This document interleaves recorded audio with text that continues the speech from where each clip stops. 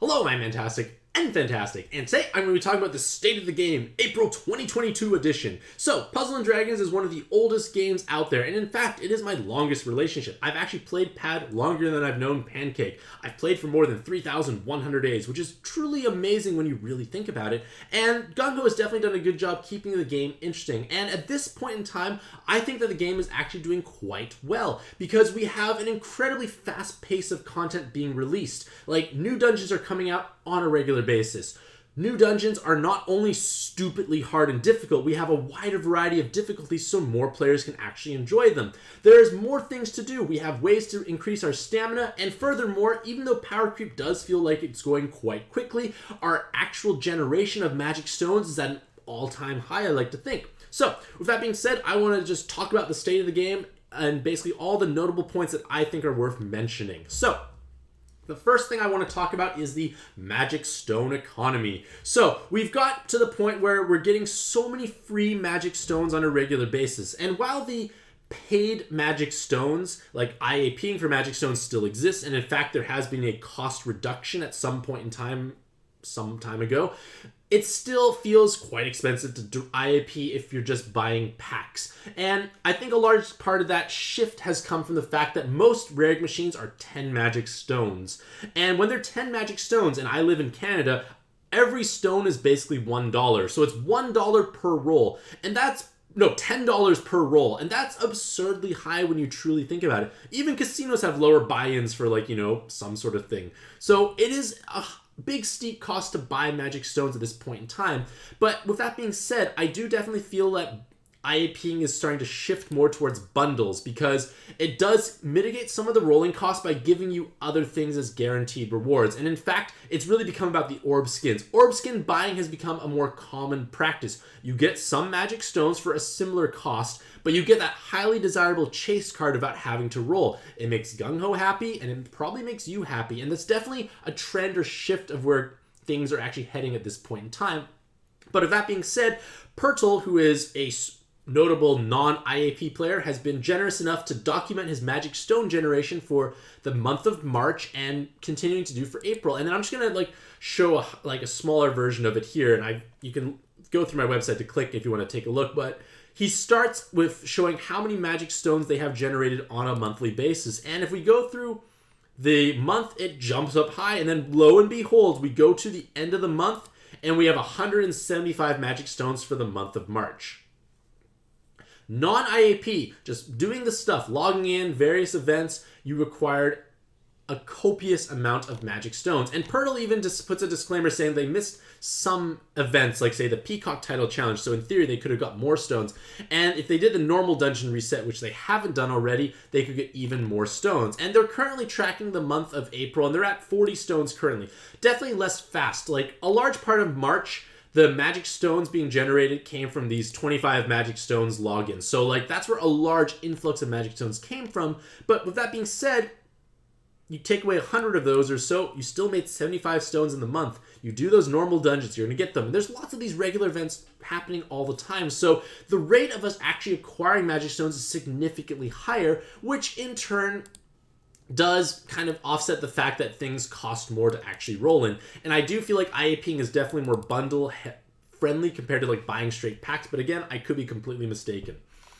Next thing I want to talk about is current dungeons. So right now there is definitely a fantastic rate of content being released. There's so many new things to play. We got MT3, we have Athena Descended, we have various other descends. Things are being released on a regular basis. There are things to play. There is more things than just stupidly hard endgame stuff. We have the Machine Title Challenge, which is a title, which is cool, and there's also the Peacock Title Challenge from recently. Different difficulty levels, but the idea is more variety of players can actually enjoy them. There's also event medal farming. We have monthly quests. We have ranking dungeons. We have high difficulty descends like Athena, Non, Valkyrie, Seal, etc. There's a large amount of content to actually play, and that's a good thing because, not everyone wants to play super hard, challenging, unforgiving stuff. They may want to play more relaxing things by comparison. So variety is the spice of life, and it definitely pays off here. And then right now, I feel like we've had a bit of a wave of no assist dungeons with the Machine Title Challenge and with the current Athena like the current like Athena Special Descended, where there are no assists available, and those dungeons have made it feel almost more refreshing, like almost a bit of a throwback to the original pad, where it wasn't so stupendously mechanics heavy. Like when you have assists, you have 12 unique cards with 12 unique active skills, possibly more if they transform or have evolving skills in themselves. So because we have more tools at our disposal, dungeons are much harder by comparison, which can feel more cumbersome, which greatly segues into my next point of this game is no longer pick up and play.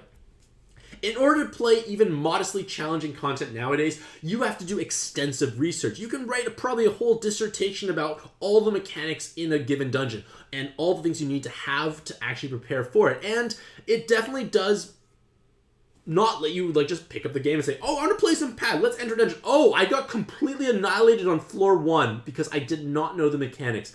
That is exactly what the game is like right now. And the fact that there is no like in-game resources to tell us what to do is all about trial and error. And it's like trial and error with no information. Like we don't even know like how much health do you have? How hard are you going to hit? Well, let's test an experiment. Oh, I'm dead. Okay, cool. Oh, there's an absorption spawn. I need absorption cancellation. Oh, there's this. Like there's so much going on that like you can't just pick up and enjoy the game as it used to be beforehand, I feel. So that's definitely a bit of a drawback overall. And harder or end game content has mostly become a big box check. Like, do you have these cards? If you do, you have a chance. And then you still have to play through incredible RNG. It's incredibly unforgiving.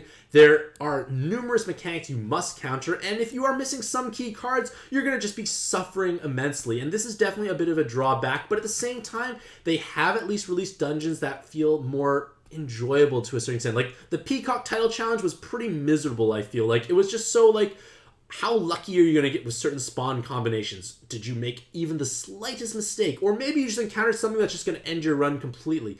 It wasn't very enjoyable, whereas the machine title challenge was kind of fun. It was much shorter. Like, you fail after 12 minutes. It does not, feel so bad. Like, it was only 12 minutes, and then you feel like you made progress. But you play Peacock Challenge, you spend 45, 50 minutes, you die at the very end, it hurts your soul a little bit. And this is kind of, like I said, where we are currently. Next is the rate of power creep. And the rate of power creep is definitely quite accelerated, but at the same time, it's because new content is being released. We have new dungeons, and usually when they release new dungeons, they often want to release new cards that can counter the respective dungeon. This is kind of a cycle of gacha games. You release something that's hard to play, then you release cards that counter that respectively hard dungeon. You have this for a little bit of time, then release the next hardest thing, which counters all the previous stuff that you had beforehand, so it just creates that continuous cycle. And while there is a reasonably fast rate of power creep, the fact that we have a significantly increased magic stone generation means you can bank up and save and roll heavily in highly lucrative events. Furthermore, the fact that we have a much wider range of leaders who can tackle endgame content makes it so that it feels like there are more playstyles available. Like right now, Rainbow is, the big thing that's popular right now. Like, it's coming back. Rainbow has so many new tools and accessible options that we can build competent teams, and it's nice having a wider variety of play styles overall. So yes, power creep is faster, but the fact that we get so many more magic stones offsets that fact because we can roll more. And I think that's a cool idea. Like, it means more content, because every time you roll, it's usually exciting. So the more often you roll, the more excited you are, the more happy and fun this game is overall. But now I want to talk about something that's a little bit problematic, and it's the fact that new evolutions are locked behind difficult to clear dungeons. And right now, like, Valkyrie's Seal is arguably one of the absolute best subs in the game for their respective teams. And you want to have, like, her red form and her blue form because they're just so great. But the problem is, her dungeon is actually incredibly punishing and unforgiving. It's difficult to clear. But ironically enough, if you had a Valkyrie Seal in your team, you'd have probably a much easier time. But it's kind of like a chicken and the egg situation. Like, you need this to beat this, but to beat this you need it. Like, it's kind of convoluted, and it's a bit of a I definitely feel it's a bit of a drawback overall of having such difficult to acquire evolution gems locked behind just challenging content. But on the other hand, something like A10 and all their new evolutions was done well. I like that path of evolutions because you're able to just get lots of gems from a wide variety of stuff, make them into bigger and bigger gems, and then monster exchange until you have the evolution material. It requires a large amount of resources, but it doesn't require you beating something stupidly hard and maybe not even getting the drop, because in Valkyrie Seal Dungeon, for instance, unless you have Valkyrie Seal on your team, you're not going to actually have the gem as a guaranteed drop, and you're going to just have a very unfortunate time overall playing over and over again, potentially, because you may just get unlucky. But A10, it was done wonderfully well. Like, you have to grind for evolution materials, but you can grind from a wide variety of places. In addition to all this, the daily arena invades are just terrible. Farming for Zera Core, Mieta, etc. is just feels like a terrible process. Like, I want green Zera Core. I've played that respective dungeon many times. It doesn't drop. It doesn't feel good. There should be a progression level, kind of like A10. You clear enough stuff, you get those drops, you can monster exchange, you get the gem, you're happy. Why couldn't those daily arena invades follow a similar structure? Like, you beat it enough times, you can monster exchange and get the thing. Like, it's frustrating when it's a rare invade. I've always loathed rare invade style events, and daily arenas are most certainly something I do not enjoy.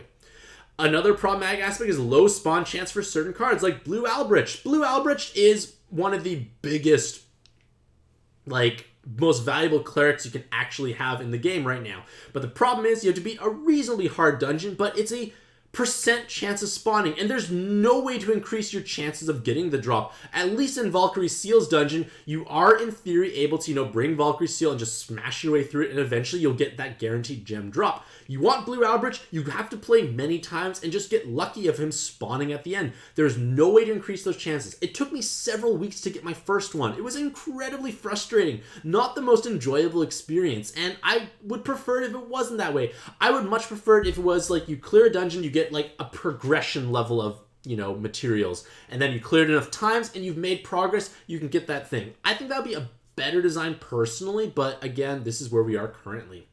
But then on the bright side, you can argue that with all these new evolutions, it oftentimes propels that card back into relevancy. Like Valkyrie Seal went from 0 to absolute hero with her new evolutions. A10 was pretty good at one point, fell off the map completely, and now he's back on our radar. He's good. So, like, yes, it is frustrating to try and acquire these evolution materials and whatnot, but at least when we do get them, and if you are able to get them soon enough, you are able to, have a relevant card. The next point I want to talk about is collab or event rare egg machines, and we still receive new events, and the fact that we are receiving new events is a good indication that the server is doing well. I like to think, I'm pretty sure that Gung Ho is a company that is in the business of making money.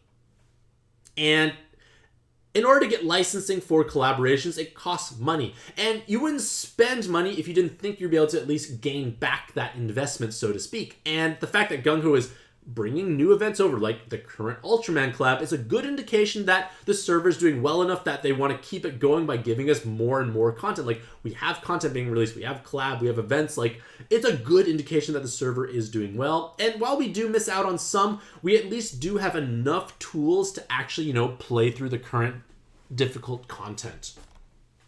But with that being said, Chase or collab event cards, like, the structuring has become more problematic overall, because there's becoming a significant shift to making orb skin cards the strongest cards available in that event. And orb skin cards cannot be monster exchange for. They have terribly low rolling rates. Maybe they're featured in events that you don't want to actually roll in. So in order to get those orb skin cards, you have to roll and take a massive gamble, or you directly purchase them with money.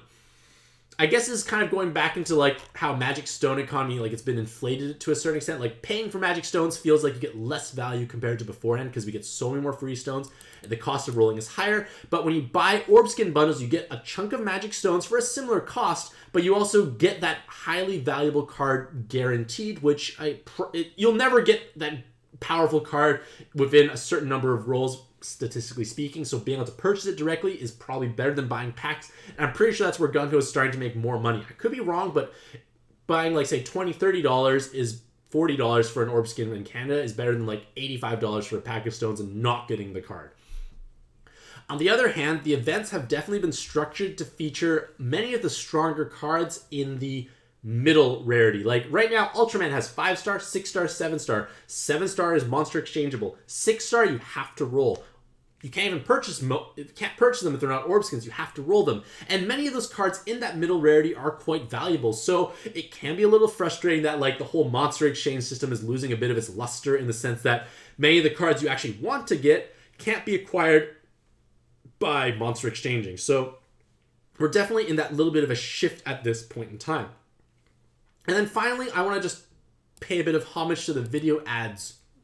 And as a whole, I think the video ad machine is well done. It's not intrusive. It's not like it's popping up in your face saying must watch ad to play game. You have the option to watch an ad to gain either up to 2 stamina refills a day, up to 2 box space every day, and 4 rolls from a video egg machine, which may give you a Godfest exclusive. Maybe it will, maybe it won't. But point of the matter is, it's free to do. I usually watch these ads while I take a poop in the morning. I'm not even I bring my device, I click the ad to watch, I don't even look at it. I sit there, do my business. Oh, look, I got a box space. Oh, look, I got my stamina. It's good to do because you get some goodies. It does technically support Gung-Ho because advertising, those ads you see, those companies paid Gung-Ho for us to see them. It's an interesting concept overall, but I think it's a good system because it's not intrusive, it's optional, and it does benefit us, and it benefits Gung-Ho, which in turn benefits the server, which benefits us again. So, in conclusion, Puzzle & Dragons, I say, is still a fun and addictive game, and due to the fact that we have such a high rate of new content being released, not just difficult content, but more accessible content, like, say, Machine Title Challenge versus Peacock Challenge, big difference in accessibility, makes it so that a wider variety of players can enjoy it. But at the same time, there is still enough hard and difficult content to allow endgame players something entertaining or interesting to actually play through. And while you can make arguments that power creep is accelerated, our magic stone generation is so much higher compared to what it was beforehand. So, with that being said, let me know what you think about the current state of the game in the comments down below. Do you think Pad is in a healthy place? Do you agree with the points and topics that I talked about? Or do you disagree about some points? Regardless of all that, hopefully you all have a truly fantastic day. I wish you all the best luck in your own Pad adventures, and happy puzzling!